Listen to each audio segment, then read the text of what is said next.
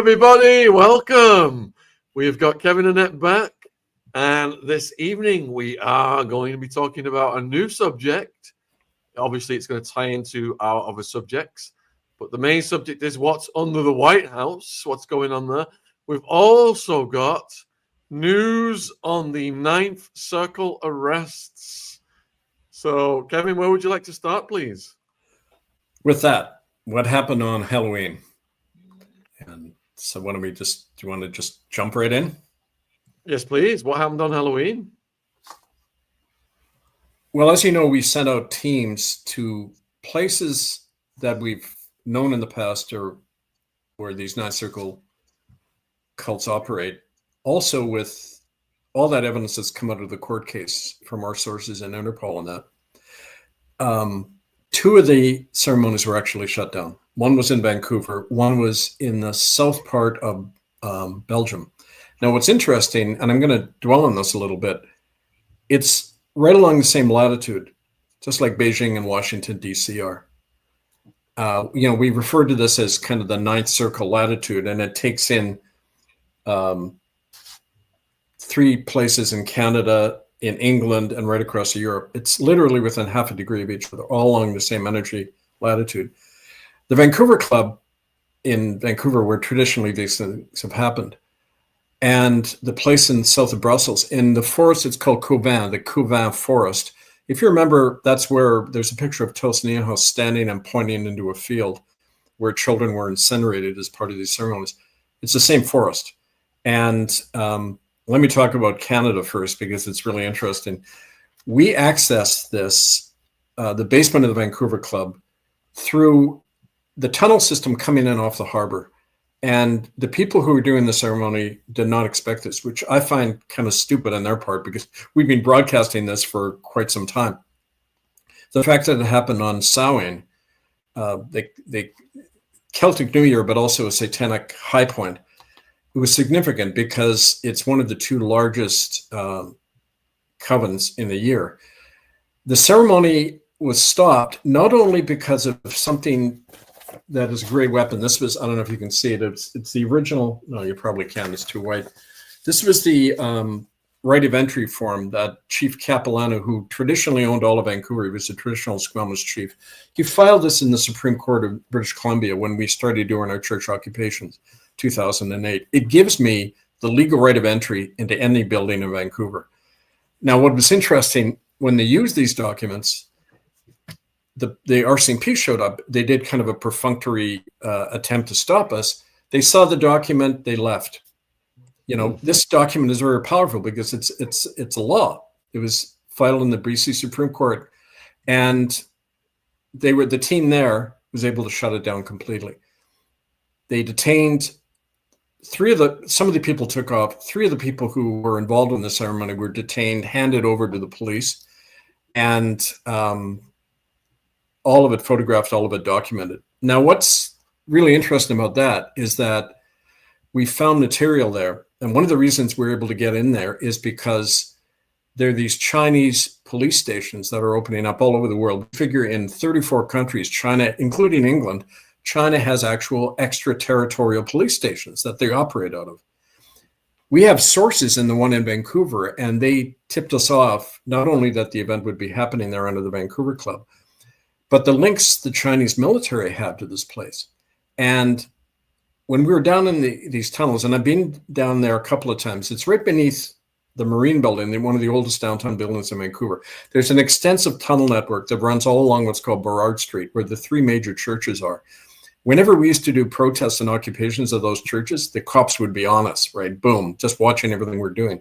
Because this traditionally is where children are all trafficked. I remember as a street minister in Vancouver many years ago, I'd be talking to guys, on the street line outside the Vancouver Club. They said, yeah, we hear all these weird noises coming from under the sidewalk, like drumming and chanting and all this stuff. So, it's been a hotspot. And I find, people almost have a death wish, who are involved in these activities. Some part of them doesn't want to continue in this. And so they open themselves up to these attacks. So that one was shut down. There were children I was not at that. I'm in another location. But based on what I've seen, they were able to free children.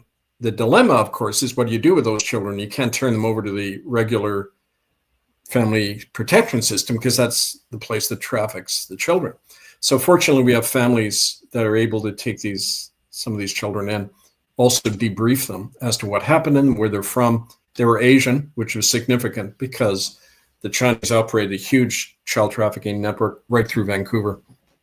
And so anyway, that was a success. In Brussels, it was also interesting. It was in not one of the, but there's like 1,500 castles all through Belgium and the Netherlands, which traditionally where these things take place. It was in a very humble cottage, but underneath it was the typical kind of crypt and being used for a long time. That too was shut down. Now, I want to say another part of how these things were shut down. It wasn't just through physical intervention.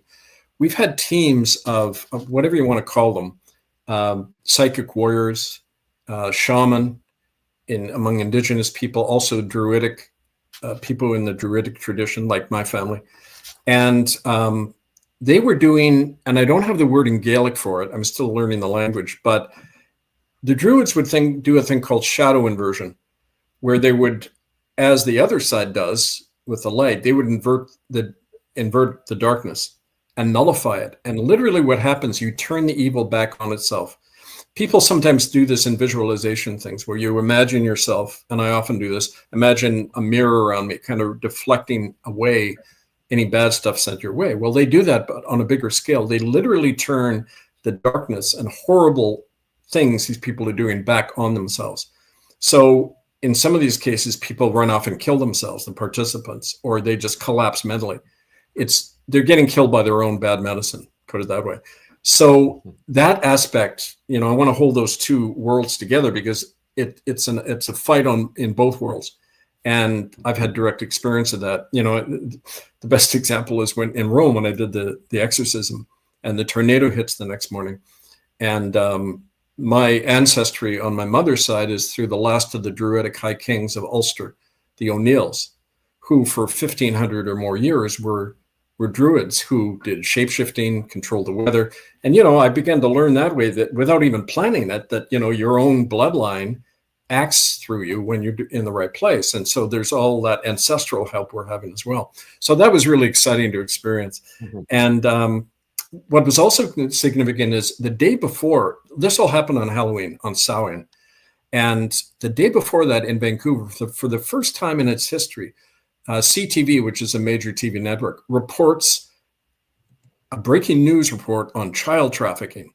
But then it's a very mild milquetoast kind of report, never names names, never talks about the real things going on. So it was another media distraction. Just before we take action, they do a big fog and distraction over here saying, no, look, we're addressing child trafficking. What they didn't mention was, and one of the sources who brought us to the Vancouver Club, a woman who used to work, she was a exotic dancer in downtown Vancouver. The Vancouver police started trafficking her. And she discovered, they said to her, you can avoid a jail term if you go work, call this number. She calls the number. It's a United Church of Canada official who coordinates all of the children's camps all up and down the coast. She was hired by them to recruit children to come into a place called Camp Furcombe on Gambier Island. A hotspot, a lot of satanic rituals reported there. These children are being trafficked right through the United Church system. My ex-church, right? And don't forget, one of the two guys in the court case recently who reached out and tried to make a deal was the United Church of Canada former moderator, Gary Patterson, who pastored one of those churches right along Broad Street he's a member of the 12 Mile Club.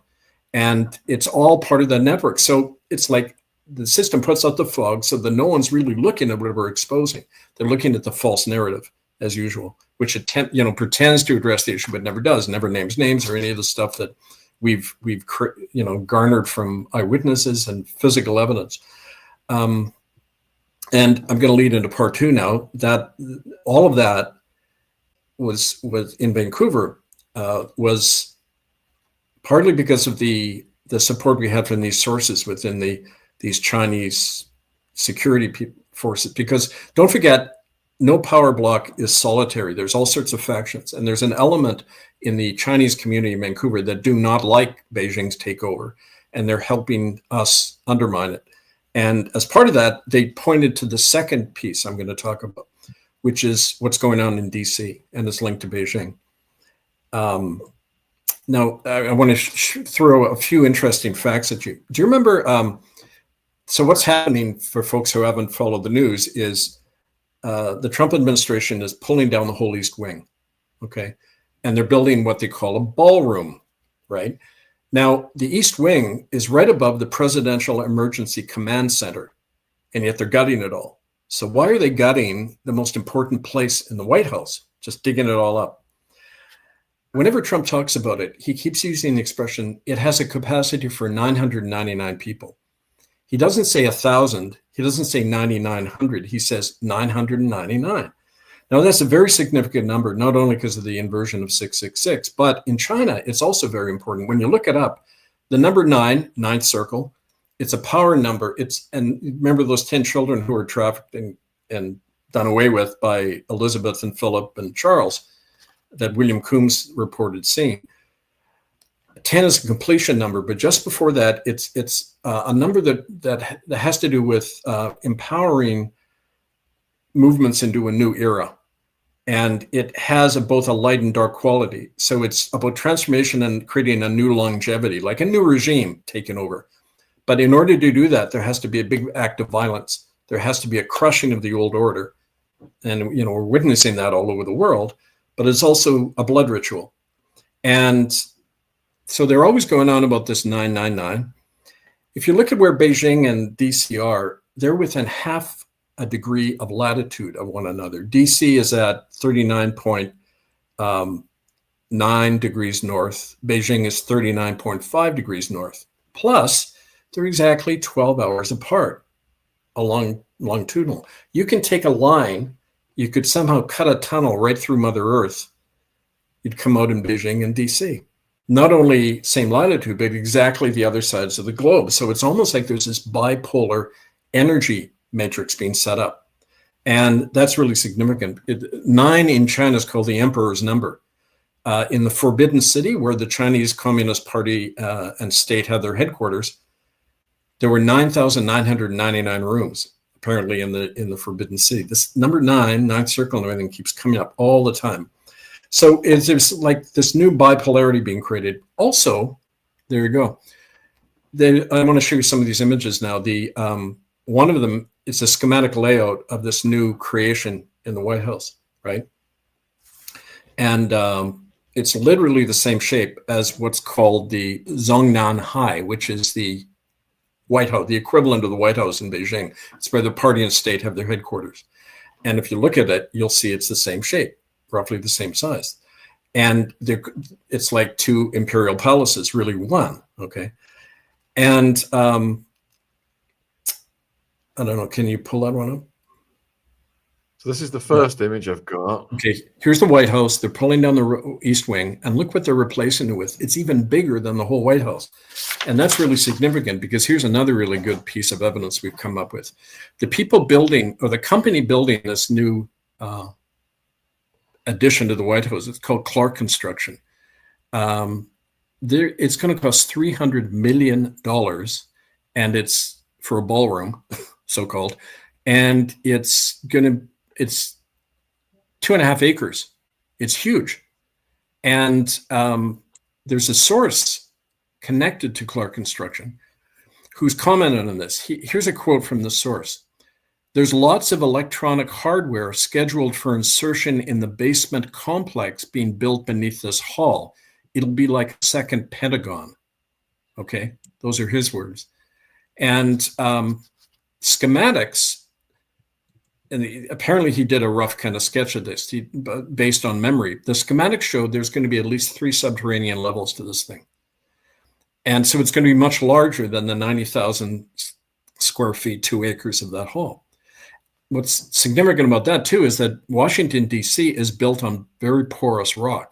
There's lots of caves under the White House, lots of these things which traditionally have provided a sanctuary for ninth circle ceremonies, medical experimentation, military programs. All of that tends to happen in caves or in facilities under government or military or church structures. So all of that is pointing to something that, is not, we can't ignore, because it has to do with this kind of new alignment happening. And let me just take a break right there. And if you have any questions, or other people, we can also look at some of these other images too, which I think are. Yeah, you take a break, Kevin. While Kevin's taking a break, we've got 1,500 people watching live right now.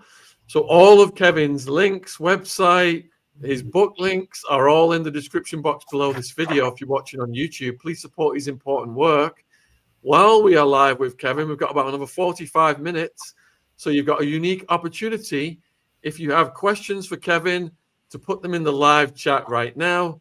I'm gathering them all as he speaks. And when he finishes going over the subjects at hand, we will start to put the questions to him. But please keep the questions on point. Don't go too esoteric, folks. Thank you. There's something I should add too. The 300 million that is being spent on this apparently is coming mostly from private donations. These are the typical kind of corporate backers of Trump and the Republicans and that, and the Democrats too, of course. But here's a list of some of them. They include corporations that are directly linked to military experimentation programs and child trafficking. For example, a big donator is McDonnell Douglas, huge military contractor, and they run about half of the agents of the Department of Homeland Security, which is privatized. So it's this like private army working for McDonnell Douglas. The Adelson Foundation, they're a big contributor. They're tied to the Israeli military. And Israel is one of the biggest places in the world for organ trafficking. Union Pacific Railway, the old Harriman family, early Ninth Circle participant in America. Google and GlaxoSmithKline, we've talked a lot about them, big pharma. And a fellow called Pepe Fanjul, you should look him up, Fanjul. He's one of the biggest sugar barons in the world. He's a billionaire, huge landowner in the Dominican Republic, in Florida, and in Belgium. And he's a member of the Order of Malta, the rename of the Knights of Malta, who are a direct arm of the Ninth Circle, directly linked to child trafficking. So, I mean, all these dirty eggs are appearing up all over on the list of financial contributors to building this thing. So, in other words, this is not a ballroom. This is something much bigger. We don't know the whole story yet, but it's definitely pointing in that, nefarious direction from everything we've seen, right? Yeah, and I found a picture of Bill Clinton with this Pepe guy. Here it is. Let's show it to the viewers. There's old Pepe. Yep. Good old new world order networking right there. It shows you, it's pointless to talk about Republicans and Democrats. It's working for the same corporatocracy, and this new alignment across the earth between Beijing and Washington, it's one corporatocracy, and it's merging into a singular power, financed by Vatican money, right? And it's Ninth Circle associates. Yeah, I agree with that. Why is Trump doing all this posturing with China, threatening tariffs every week and all this stuff? Is that just bluster? He's read Sun Tzu in The Art of War. This is how he got ahead in the corporate world. You create an impression that you want your duped followers to believe in. Well, you're making a deal over here, right? It's the oldest game in the world. There are no it's like going into court and saying my lawyer is going to defend me. No, they serve the court system. They don't serve you at all. They get together and have drinks after. So do these guys. I mean, so let's just drop the blinders off our eyes and look at the system going on, and not simply the hand puppets they put in front of your face, right? Yeah, exactly. Because China just seems to be absolutely thriving right now, and wiping out a lot of, or threatening to wipe out a lot of European and US business interests, including the car. It seems like the Chinese are taking over the car manufacturing in particular. It's going to be, in less than 50 years, China will be the dominant power in the world, with its American fief, Where Russia comes into this is interesting, because they're kind of the wild card. They're trying to play both sides right now. But as part of this assault, any notion of democracy, the rule of law, common law, it's going to be as exterminated as indigenous children, right? And that's why it's so important. And part 3 of this is what we are hoping to do now, based on this, in terms of pulling people out, getting reclaiming our power in the ground. We've talked about that before, but it's all the more important right now. So someone's saying here that China is a paper dragon. Maybe you could have said that years ago, but if you look at the high-tech cities in China now and the economic growth, it's 300% economic growth of what America is stagnating at right now. So they are absolutely becoming the economic engine of the world, followed by India as well. Oh yeah, and Vietnam and Indonesia. 80% of the economic growth in the world is in the Indo-Pacific region. Indian Ocean and Southeast Asia. I wrote a book years ago, Memoirs of a Revolutionary, and in it, I do a real analysis of the way the world economy is going. And as part of that, like you just said, you look at statistics over the next 20 years, America's GDP is going to go up about 190%, China's 2,000%, India 1,400%, Vietnam, Mexico is going to have a higher GDP than America. America is going down the toilet like Britain did after World War II. And it's going to be absorbed like Britain was into NATO or a bigger alliance. Well, that's what Trump's doing. He's aligning with China. And, when you look dispassionately at this whole thing, it was like Aristotle said, to understand what a system is going to do, you have to understand its nature. What is the nature of the system? It's not doing anything different than what the European powers did 200 years ago, right?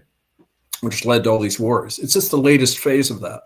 And so, you look at the hard statistics and how this ninth circle stuff and not only the terror it creates in the population, but the way that it's been used to research not only controlling the human mind, but they genuinely believe that they can control the other realities as well. They believe that we can get into that, but they believe that they can control multi-dimensional aspects of this whole thing we're in, right? Someone else just gave me a heads up on other Pepe images. There's one of him and Maxwell. There's also one of him and Jeffrey and Leon Black, who was one of Jeffrey's biggest, supposed for financial services, gave Jeffrey over 100 million. Yeah. So diabolical networking right here. Do you have some of those other images? Just throw them up on the screen. I'll talk about them. Yeah, let me go with.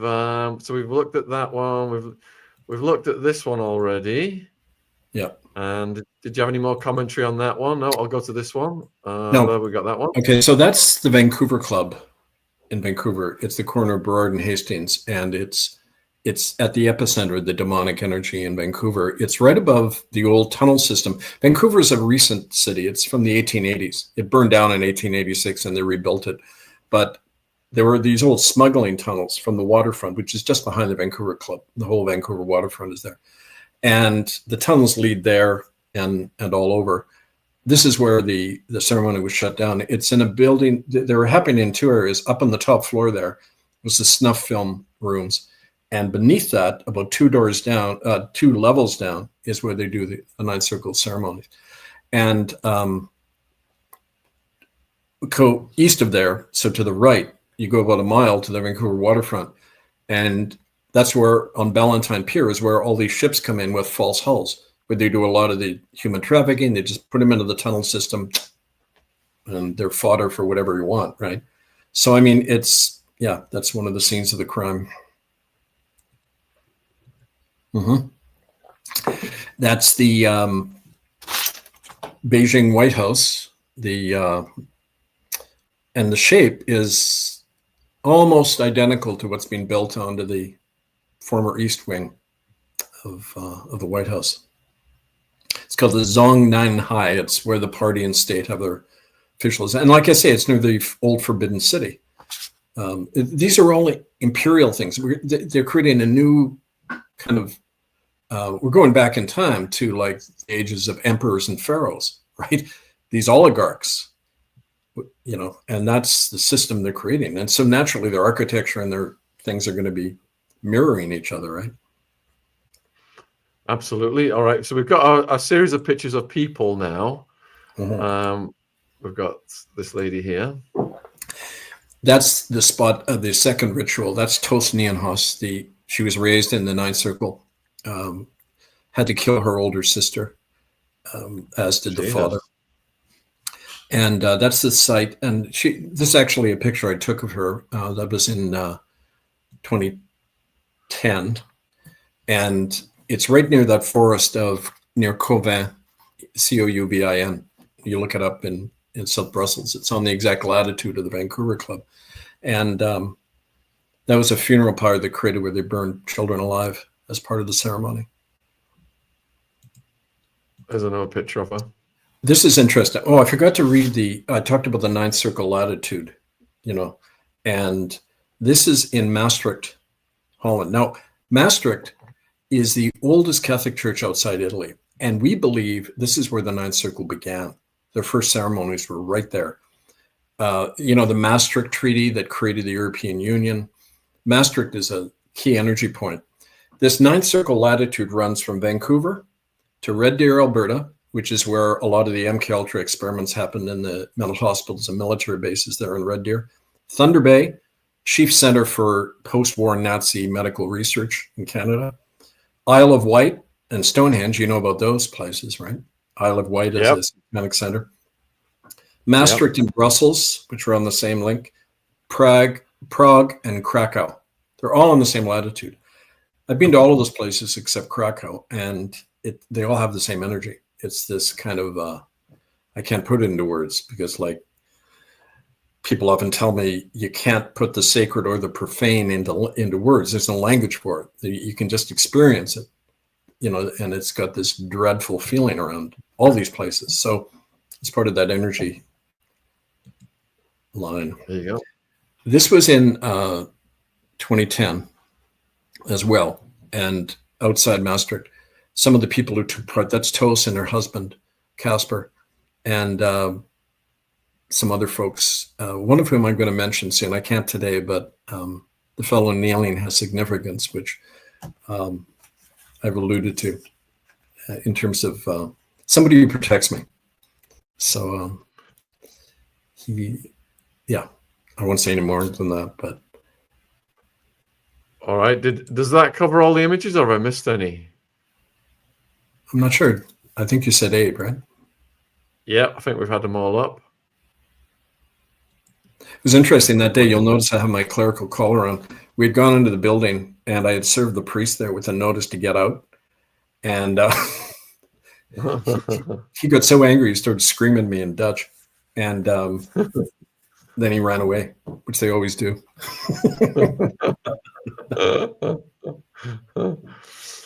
All right. Do you have anything to add to our headlines, or should we go over to the questions, of which there are already 20 have come in? Okay, sure. Let's go for questions, and I can add to all that. All right, folks. So like I said, we've got almost 2,500 watching now live across all platforms. So please support Kevin's important work. All of his links, books, etc. are in the description box. He's putting his life on the line to bring us this information and do this activism. And if you've got any questions, we've got about 30 minutes left before the next show. We've got a Charlie Kirk show at 8. So please get your questions in the live chat now, and we will start to go through them. So thank you. All right. So let's see. There doesn't seem to be any documentation on Kevin's website of his Halloween activities in Vancouver. Where can it be found? It's all documented. It's all on the court record. You see, in our culture, people equate legitimacy with whether you see it on the internet somewhere. And the internet is controlled by the enemy. So no, you're not going to see this stuff on their platform. You will see it if you get close and do work with us, because we're like an iceberg. 99% of the work we do is off cyberspace. It's in direct contact with people.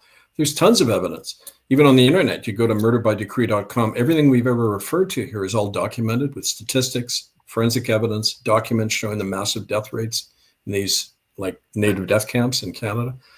All of this stuff, the proof in the real world of forcing highest people in the Vatican out of office. I mean, over and over, the evidence is all there. But we've got to get our heads out of the bubble of looking through the eyes of the oligarchs that are running the system. And so it's partly a perception problem people have, that they think you're going to find proof somewhere. And I like that quote from, I think it was Oscar Wilde.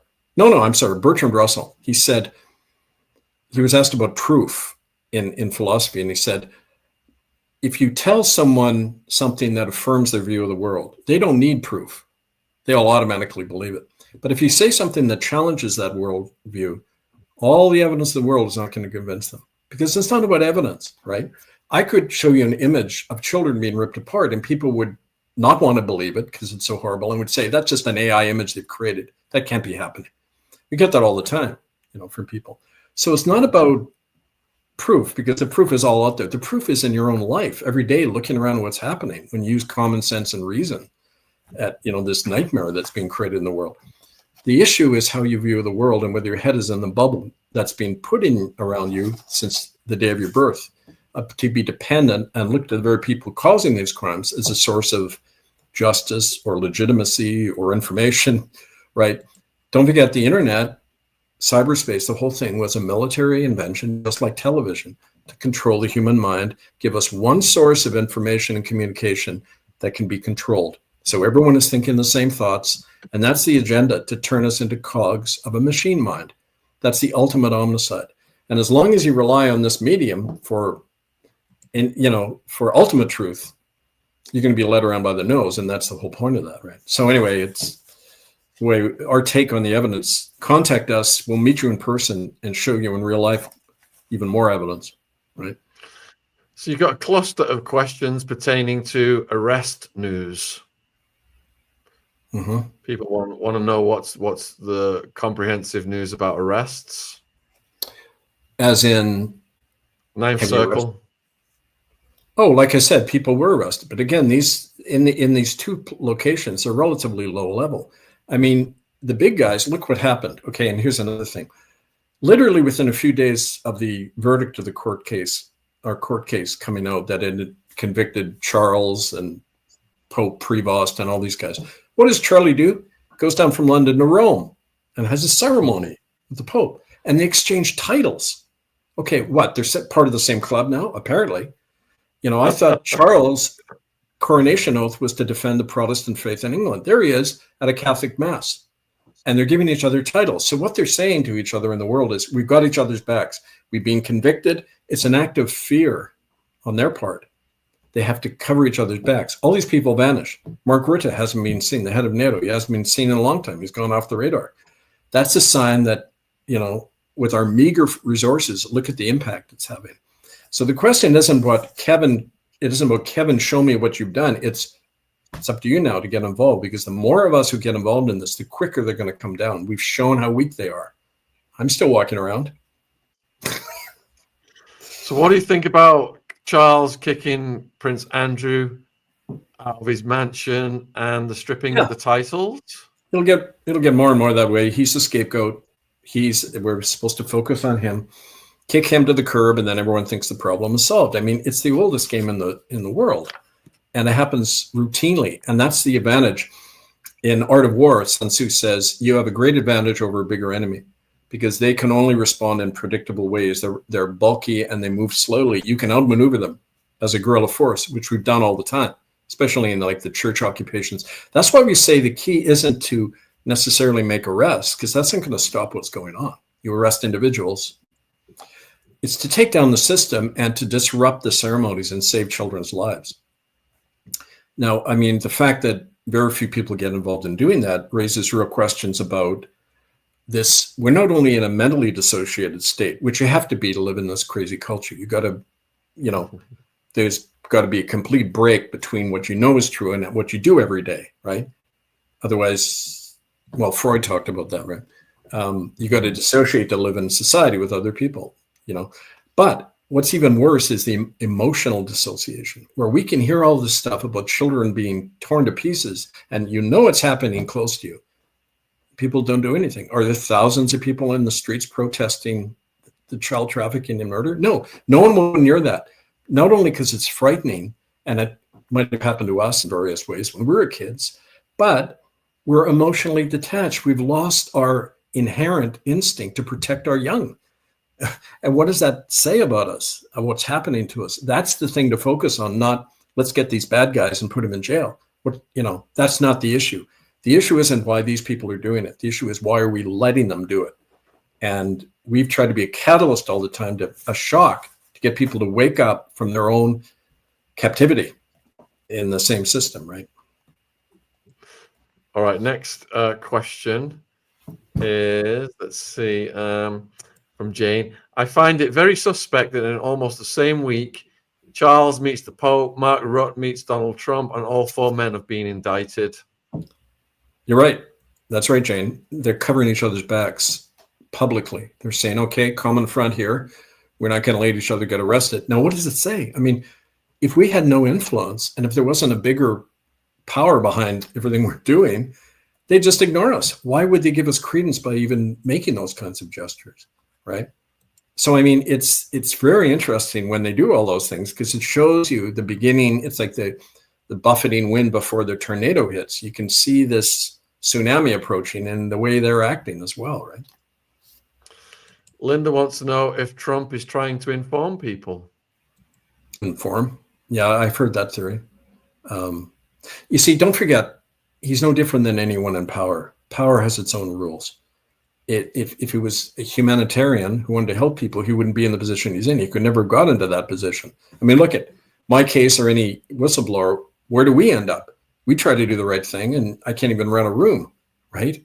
It's like, can't get a job. Nobody, you know, I'm couch surfing often. Okay, if you do the right thing, you get crushed by this world. So the only way you get into that position, like Balzac said, no one can rule guiltlessly, because what do you have to do to get into that position? So if, you know, like a good huckster, he knows how to say the things people need to hear, whether you're a priest, politician, whatever, PR guy. And the issue isn't what they say and do. The issue is, why do people believe? Why do people need to believe a father figure, right? Whether it's Democrats, Republicans, these hats go back and forth all the time to create the illusion of change, but we're still caught in this dependent thing that hasn't changed in 6,000 years. It's a pharaoh, an emperor, king, a president, blah, blah, blah. That's what we ask about in this book. How come people can't govern ourselves? What do we need to do, recover within ourselves to be truly self-governing, so this garbage doesn't go on anymore, right? Don't forget, Linda, Trump promised to inform us who was in the Epstein files, then did the complete opposite, and also moved Maxwell to a soft prison, and he's probably going to pardon her when he's on his way out. Absolute slap in the face to Virginia. We had high hopes, and they have been dashed. They have sadly been dashed. All right, next question is, let's see. God, there's so many. I can't. All right. What dissolves the network? This is from Caroline. It's hooking all of us. So you start dissolving it within yourself. That's the only way you can be able to fight this thing. There's no point to I mean, Spartacus, when he led his rebellion, didn't go and say to the slaves, come on, let's go. They'd be terrified of him. He had a core of gladiators who weren't slaves, and they led the rest at the right moment. And we got to think in those terms. Find a few of us, and that's what we do all the time, who are willing to act, who are broken, and usually break out of the system by getting whacked many times. You don't do it consciously, right? You get beaten up a lot, and there's a shock, you know, like Neo getting unplugged from the Matrix, and he goes down the chute, right? When I look for people like that who've been through that, because they know you don't need to explain anything, like veterans, you know, of a war. You don't need to tell them anything. We all know we've been through the same experience.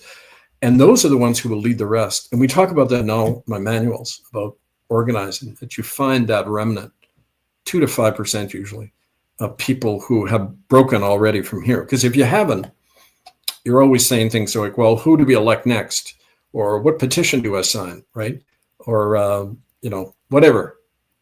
Pick your palliative. It's all the same. We got to liberate ourselves. And but there's a part 2 to that, which is really important. It's what Samuel Adams said on his deathbed. He was asked, how did you make the American Revolution? He said, we didn't make it. It made us. So like you start out down a path, but then it changes you, because life is always changing. It's dynamic, you know, like God evolves, we evolve, right? So when you go through something, you're changed by it, because the way we are now, most of us, we can't change anything. We have to go through a whole trauma that brings us out the other end. And working with a number of people who approached me recently who are SRA therapists, they say so-called victims have a great power they don't realize. They've been through the beast. They know it for what it is, and they've survived. And so they have that strength to carry on. Unfortunately, most of them think they're just, crushed and can't do anything, and they're so afraid. But they are the ones who really threaten the system. Those who've been eaten by it and mangled by it. We are the ones who know what its Achilles heel is and how to bring it down. So that's, part of the whole dynamic of how things really change, right? And posthumously, Virginia Giuffre's power is everywhere right now. Her book's #1, and she's really exposing these monsters. And if you haven't read it yet, folks, I have. It's heartbreaking. It's on Amazon. It's called Nobody's Girl. All right, so Hoaxing wants to know, why haven't any presidents done anything about the Epstein files? Because they're all buddies. They're all part of it, right? Or like with police, we figured about 20% of Vancouver police are what's involved in the hooker game, where you take women, usually Native, film them, drug them, violate and torture them on camera, and then sell films. The other 80% know what's going on, but they're not going to rat out their fellow cops, like judges, like clergy. They're all operate according to that. And so that's the short answer of why would they cut their own throat and expose that when they're part of it? Yeah, the politicians are just puppets, and the puppet masters are the donors. They put the instructions and the money down to them through the donor class. And the donor class are throughout the Epstein files. So they don't want to do anything to damage the people holding the purse strings. Follow the money. Agent Orange, how many times has your group been infiltrated? I've lost count. I know that in Canada, when we were doing our work, there were 4 different organizations I set up between the year 1998, when we did our first tribunal, and just a few years ago. 4 organizations destroyed from within in exactly the same method. That's why I wrote the Whistleblower Manual. I kind of summed up the lessons of that. That's a very important book for people to get when they want to do something on the ground, because it shows you the tactics of the enemy. They're always the same. They bad jacket is the term. They start a whispering campaign against the most effective leaders. That's a whole show on itself. We could talk about that, but that's why we don't set up groups. We set up a cell-based system, so the individual cells don't know what each other are doing. It's like you do in during a war or in a police state. You have a cellular system of operating, and you plant seeds everywhere and keep them on the defensive rather than worrying about what they're going to do to us. We take the offensive against them all the time, right? So Will wants to know if he can volunteer for your chapter in New York. Do you have a chapter in New York? Well, like I said, we don't have formal organizations, but we have cellular networks. And absolutely, angelfire101@protonmail.com. Just write to me. So, and Will, you can email Kevin and sort that out directly. And the email is also in the description box. How can we become a citizen of Canada from the Barber? republicofcanada.org. Read up first what you're joining. There's citizenship cards there. You connect with your nearest convener. And like I say, they will first organize you into a cell group. And on the basis of enough cell groups, then you form a local assembly, pass your charter, making you a lawmaking body. And you've declared independence from Crown jurisdiction, so they can't touch you. They've never been able to touch me. I always show the cops my citizenship card, and they ignore me. They don't, because we're not in their system anymore. So, yes, spread the word. Thank you, Deborah, for just ordering Murder by Decree. We appreciate that. All right. I should say to Deborah, if you're in Canada, if you want a bit of fun, go down to your local librarian and try to get them to order it, because time and again, people have done that. I just got one from an Inuit man up in Northwest Territories. He said, I went to the library and tried to order your books, and they said, no, he's on a prescribed list. That is, you're not allowed to carry the books in the library system and the education system in Canada. So all the more reason to order it, get it out there in a guerrilla fashion. Teach the next generation, especially.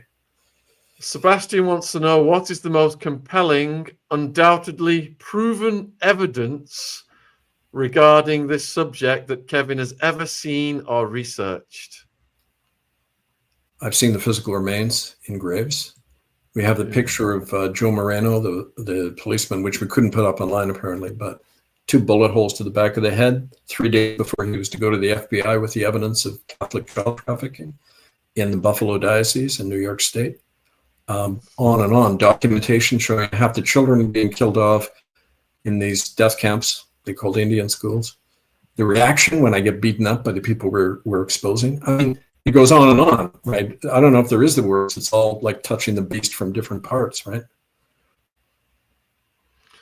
How is Albion doing, a fully recognized republic yet? It's recognized among its founding citizens and by other republics like Canada and the Chilcotin Nation, who is one of our Indigenous partners. We've recognized Albion. You build from the grassroots up. They're doing very active work. republicofalbion.com gives you more of their vision, following the kind of rough strategy we have in Canada about building from the grassroots, but also kind of key to situation in Albion, right? All right. So thank you for the super chat, suit and tie. After Francis died, I lobbied Rome to St. Virginia Roberts. Prevost bowed to the king instead. Kevin, will you lead prayer rallies for St. Virginia against corruption? I don't know who St. Virginia is, and I don't believe in saints. But so I don't. He's advocating that Epstein's survivor, Virginia Giuffre, be made a saint. That's what he's saying. I know lots of saints. I mean, we all are when we're put to the test if we have to, right? If we have to protect our children or whatever. But the whole idea of saints and demons and all this stuff, and it's just more mind control stuff. I mean, you don't have to make a saint. Usually the Catholic Church makes saints out of people who've served them directly. And, like Thomas More in England ran private torture chambers in his basement for anyone who owned a Bible. But he's made patron saint of politicians, right? I mean, which tells you something, right? But so I would just say, instead of doing that, I'm not going to lead anything. You got to lead yourself. Right? The spirit of heaven is within you, our good buddy Jesus said, right? It's not in the church, it's not in the saint, right? So do it yourself. And I encourage you, yeah. Who is the boss now? Epstein is gone. Epstein was never a boss. He was just a cog in the machine. Let's move on. Goldie, if Trump is building this that you referred to earlier, Kevin, then will the next president also be involved in whatever is being built there? I'm not sure if there's going to be a next president, but it's projected, and it's an interesting point because they say it's a huge construction, may not be completed until 2029, right? So the very fact that they would put so much into that, knowing it's going to, even though it's years down the road, knowing it's going to be completed, tells you there's, the different collusion going on. The Democrats and Republicans collude all the time, right? They're working for the same machine. So yeah, absolutely. Have you heard of the great controversy by Ellen White? Yeah, that's kind of vaguely rings a bell, but not really. Does Trump's wife know about all of this, and is she part of it? No, she's totally naive and innocent. I guess that's what people want to hear. She's. I don't know how to answer that. How soon will the AI take over? I'd say it pretty much already has. So yeah, that's a problem, and so we can we're the whole show, I think. Why is Trump gesturing about invading Venezuela? Is the next question. Oil and gas. One of his big donors is a guy, Harold Hamm, I think his name is, one of the biggest oil and gas guys in America. And they want the hemisphere. It's part of, they're going to be an American sphere taking in the Western Hemisphere, working for China. And don't forget South America. That's why the present Pope Prevost was put in, because of his ties in South America. China built the biggest port in South America on the Peruvian coast, thanks to Prevost. And a lot of the minerals and everything is being channeled out, just like in Canada, right? So you got to look at the bigger geopolitical kind of situation. Yeah, Venezuela now has the largest proven oil reserves in the world, estimated at 303 billion barrels as of 2023. Saudi is only second, with Iran, who they're coming after as well, and Canada following. And Yeah, they're that's first saying it's because they're saying it's to stop the substances getting sent north. Absolute poppycock, folks. Those substances are made, the Peru, Bolivia is the paste, comes up through Colombia, the jungle labs, and then through Mexico, the transportation and labs in Mexico as well. So absolute nonsense. It's all about the oil and resources, just like Kevin said. All right, so let's see. Will William and Catherine also be arrested? If you arrest them, why ask me? You guys in England, go ahead. You have every right to do that, because don't forget, it isn't just our common law court things that have convicted them as a group, But under Section 61 of Magna Carta, read it. It says if the Crown violates any of the rights of the people contained in Magna Carta, we have the right to seize everything except their life. So we have the legal right to seize all Crown land, anywhere in the Commonwealth, all of Canada, all of England, because of the proven criminality of the so-called royals. So it's all in your hands. That's the idea of the Republic of Albion. We now have a new jurisdiction and court system and authority by which you can do that, because you can't do it in the old system. You can't go into a Crown Court and say, let's arrest the king, right? We tried that. Canada doesn't work. You need your own independent authority. And so the ball's in your court, everyone. All right. So, Paula, what would be the strategy for this new ballroom in the White House? I don't know yet. It's hard to say. All we know is that there's a direct link with Beijing, and it's not what it claims to be. According to these sources, there's a whole huge electronic thing being built underground that usually indicates military of some kind. Maybe it's a new White House. I don't know. Maybe it's going to be the new palace of the Emperor Donnie, or chairman, or whatever he's going to call himself.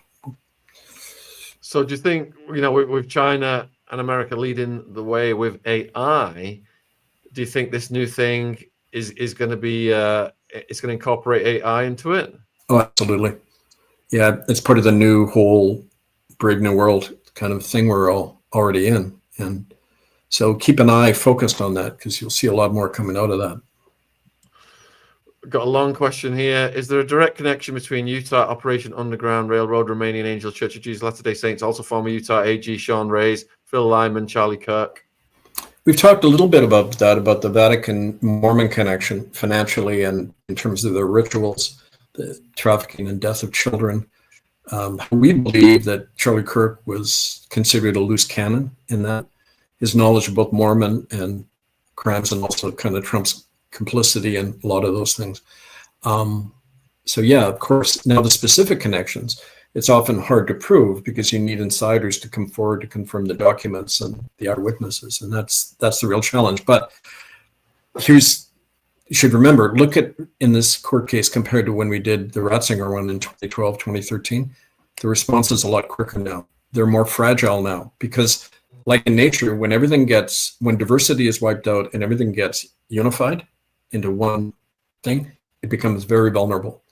Loss of diversity in the world, this convergence of corporate power, the destruction of all difference and everything, everyone thinking the same, it creates an incredibly unbalanced system that can collapse if you go like that. And they know that. That's why their only answer is increasing control. So anyway, the ball is very much on our court because we have the power to take down a system that's vulnerable at any point, including right in your own neighborhood. Have you heard anything about McDonnell Douglas Boeing moving headquarters to Beijing? It wouldn't surprise me, considering that they're one of the big funders of the new White House, or whatever you want to call it. Which of Kevin's books would he recommend to a person who realizes all the institutions they once believed in are broken and they don't know where to turn? Well, I'm talking about different aspects of it in all my different books. I mean, Murder by Decree gives you one example of the ruthlessness of the system and the whole genocide agenda. That's something people don't buy much, which you should, because it's an in-depth analysis of the last 50 years and how the world has evolved. These are all on Amazon or murderbydecree.com. But in terms of practical use, the common law training manual, and like I mentioned, the whistleblower manual, and this one, Dethroning a Rogue Power, the true nature of the Vatican, and our best primer for beginners is that, Governing Ourselves, a handbook on personal, political, spiritual sovereignty. So take some reading. I just got an email from a guy who ordered all 28 of my books. Thank you very much. But I'm only going to see probably half of what I'm owed because Amazon is holding back about 20 to 40% of what they owe me. So Brightmore is saying is the ultimate goal bioconvergence, and Goldie is saying is the ultimate goal taking away people's individual thinking. To the extent that we have individual thinking, yeah, absolutely. Think like a machine. We're components. I mean, slaves can revolt. Components of a machine can't. And that was the whole point of a lot of this experimentation program related to the Ninth Circle. And over the years, everything that people have documented ad infinitum. I mean, it's all to get to that point. They believe the soul has a biological basis, an electronic basis that can be controlled, right? And that's, I believe, the agenda. But ultimately, how can you know? You can see it from what's happening in your own life. And it's about reclamation, as Indigenous people in Canada say that word all the time.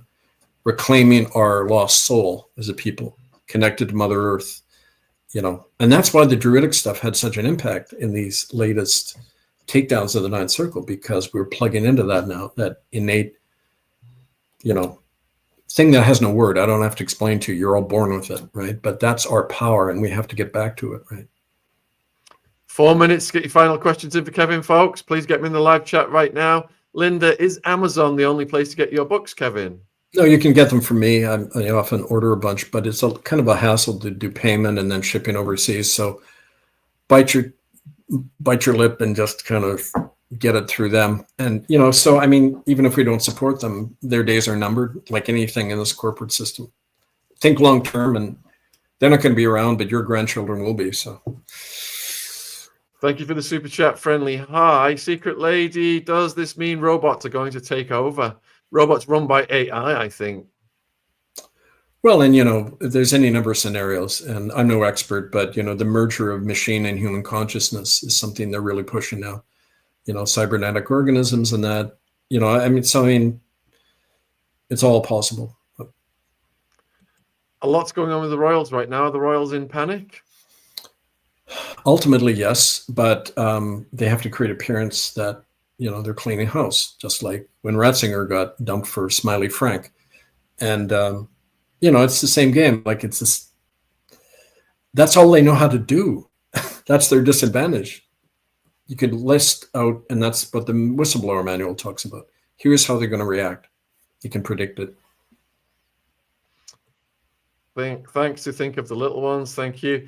Yeah, it seems that we're going from royal control, which has been throughout the ages, over to high-tech AI digital ID control. So the royals now are expendable, and they're using Prince Andrew just to take all the heat on the Epstein files.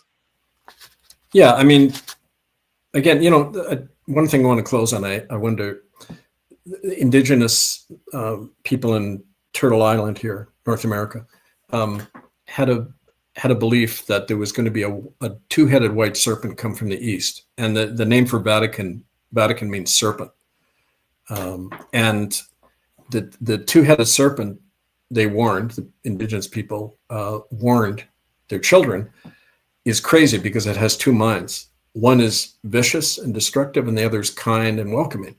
But they don't know they exist. They're in the same mind, but they're like schizophrenic. They don't know each other exists, like an MPD victim, right? Multiple personality disorder. They said, ignore these people, avoid them, because they'll make you as crazy as they are. And that's a perfect description of our culture. We're of two minds. All of us are of two minds, and all the time, and two hearts. We have to integrate that again. And that's very painful because we're so wedded to the system. But unless we do that, there isn't a future. And it begins here, but it also begins out in the world. The same process back and forth, right? Of changing and losing and learning and carrying on the struggle, right? That's the whole dynamic of what we're doing.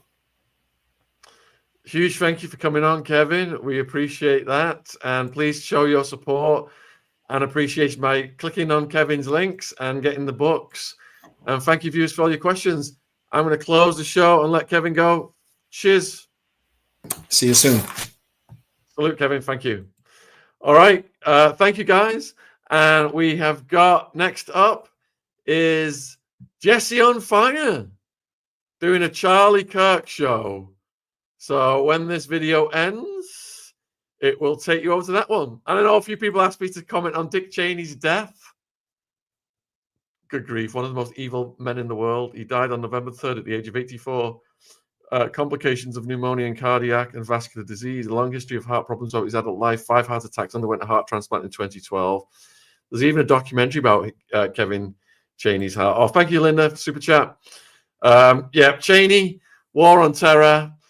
If you think Gaza's horrific, we're talking 5 million plus dead collateral damage from the War on Terror started by Dick Cheney, Tony Blair, George Bush Jr., just absolute parasites, diabolical war criminals, just making so much money, Halliburton, etc., from the blood sacrifice of by bombing the crap out of some of the poorest countries in the world.